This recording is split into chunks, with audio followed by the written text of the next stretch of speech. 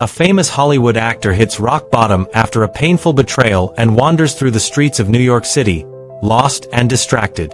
In a split second, an actor's studio student steps in and saves him from disaster. Their chance encounter turns into coffee, honest conversations, and a growing connection neither of them expects. Soon, an offer to join an exotic movie shoot pulls them into a world of bright lights, big choices, and a romance that could change everything. Chapter 1. The Night He Lost His Direction. I'm telling this story the way I saw it unfold, like a scene that starts with noise and ends with a heartbeat. He was 33, a Hollywood name everyone recognized, the kind of actor whose face could sell a film before the trailer even dropped. But that night in New York City, none of it mattered. Fame didn't keep him warm. It didn't keep his hands steady. It didn't stop his chest from feeling hollow. Hours earlier, he'd found the truth on a screen he couldn't look away from. Messages that made it clear his girlfriend had been unfaithful. It wasn't a rumor. It wasn't a headline. It was real, sharp, and personal. He left without a plan, walking until the luxury of his hotel and the noise of the industry were both far behind him. New York kept moving. Cars pushed through wet streets. People rushed by with umbrellas and coffee cups and places to be.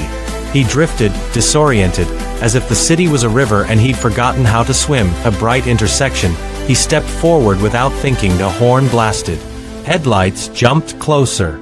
Time compressed into one terrible second. Then a hand locked around his arm and yanked him back. A young woman, 24, stood between him and the street like she belonged there. Her breathing was fast, her eyes wide with shock and anger. "Are you trying to get yourself killed?" she said. He stared at her, rain on his lashes, unable to speak. She looked him over, then softened. "Hey, are you okay?" That's how it began, not with red carpets, but with a near miss, a stranger's grip, and a question that actually meant something. Chapter 2. Coffee and the Truth. He thanked her in a quiet voice, like he wasn't sure he deserved saving. She guided him to the sidewalk, away from the traffic and the noise. She introduced herself as an actor's studio student in New York City. She said it plainly, no bragging, like acting wasn't a dream but a discipline. He noticed the way she carried herself, alert, grounded, like she'd learned how to stand in uncomfortable emotions without running from them. He didn't tell her his name right away. He didn't have the energy for the reaction, for the recognition. But she glanced at him again, and her expression shifted. "You're him," she said, more surprised than starstruck. "The actor." He sighed. Yeah. She could have asked for a photo. She could have made it a story for her friends. Instead, she tilted her head and asked, "Do you want to sit down somewhere? You look like you haven't eaten in a day." He found himself saying, "Coffee?" They went to a small cafe that felt warmer than the rest of the city. He bought the coffee. She refused anything expensive, so he ordered something simple for both of them. A corner table. He stared into the cup like it could explain his life. She didn't push. She let silence sit there until it got tired. Finally, he said, "I found out she cheated." The words came out flat, almost calm, but his hands tightened around the mug. The student's gaze didn't flinch. "That's brutal." He nodded once, like that was the only safe movement left. She didn't offer easy advice. She didn't tell him it was for the best. She just listened, and in her listening, he felt something unfamiliar, relief. They talked for over an hour.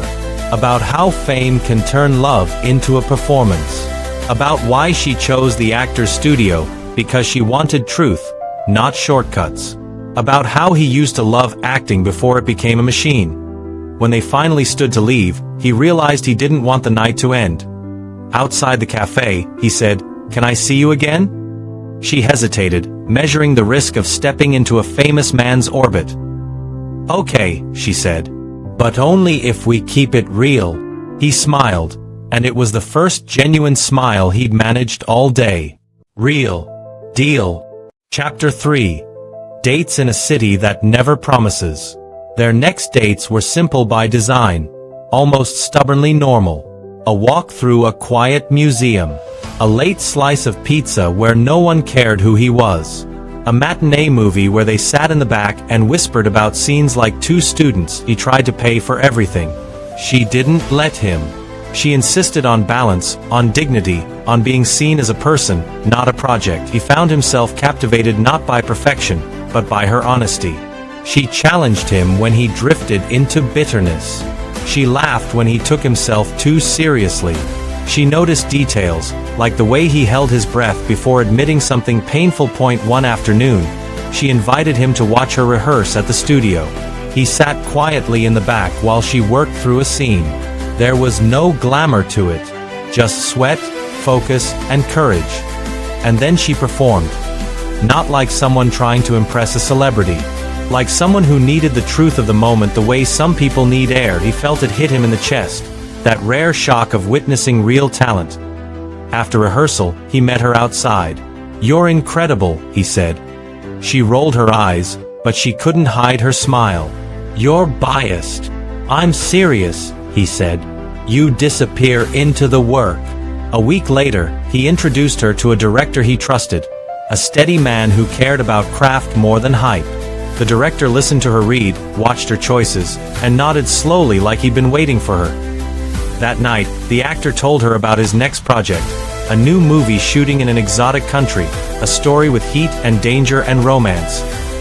"I want you to come with me," he said. She blinked. "To the shoot?" "Yes.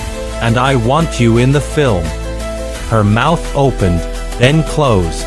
"That's not how it works." "It can," he said. "But only if you earn it. You'll read. You'll audition. The director will decide. No favors." She studied him, searching for a catch. He gave her the truth. "I just don't want to pretend I didn't see what you can do." Her voice turned quiet. "If I do this, it has to be because I'm good enough." He nodded. "That's the only way I want it." She agreed, and the choice changed the air between them. Suddenly, it wasn't just romance.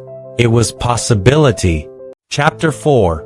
Under Exotic Skies. The exotic country welcomed them with bright sun, salty wind, and landscapes that looked unreal, like they'd been edited before they existed. The film set buzzed from dawn until night, a moving city of cables, cameras, and shouting assistants. First, she stayed quiet, absorbing everything. He worried the pressure would crush her. The crew knew who he was. They watched her like she was a rumor. Then the cameras rolled. In her first major scene, she stepped into the character with a calm that surprised everyone, including him. Her voice didn't shake. Her eyes held the moment. She made silence feel loud that he watched from the monitors, forgetting to breathe. The director leaned forward. "She's got it," he murmured. The actor's throat tightened. He felt proud, yes, but it was more than that. It was awe. He'd spent years surrounded by talented people, but her work had something raw and alive, like she wasn't acting at all. Like she was telling the truth in a language only the brave could speak. They spent their days filming and their nights walking the shoreline, talking about scenes and childhood memories, about the strange loneliness of chasing dreams. Fame followed him even there. A few paparazzi hovered outside the resort, hunting for a scandal. He kept her close, not as a trophy, but as protection.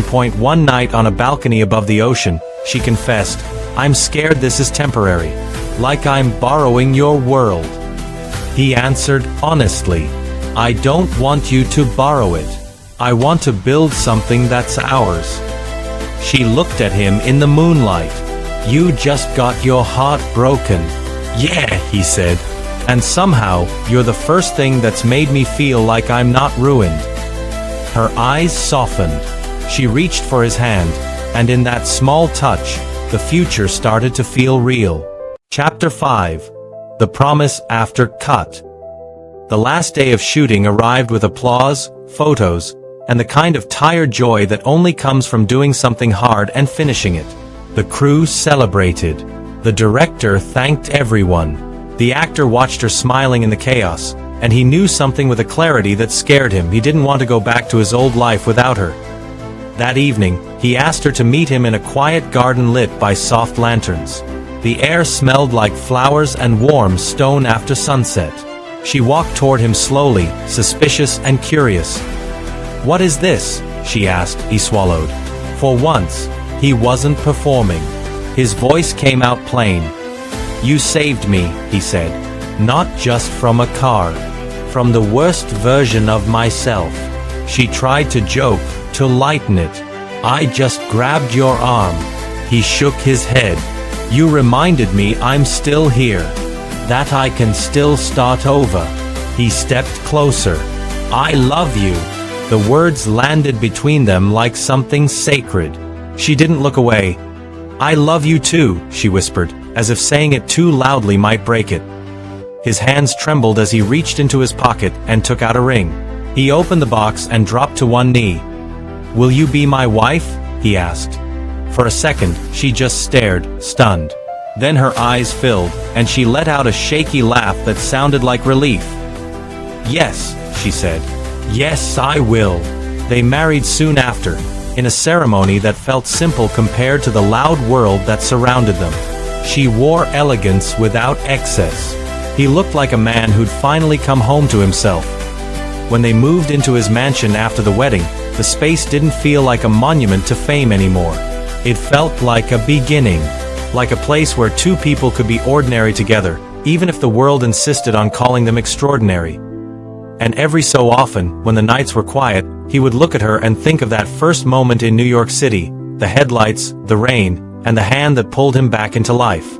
If you enjoyed this romantic, cinematic love story, subscribe to the channel, activate notifications so you don't miss the next video, give this video a like, comment what your favorite scene was, and share it with someone who loves unforgettable romance.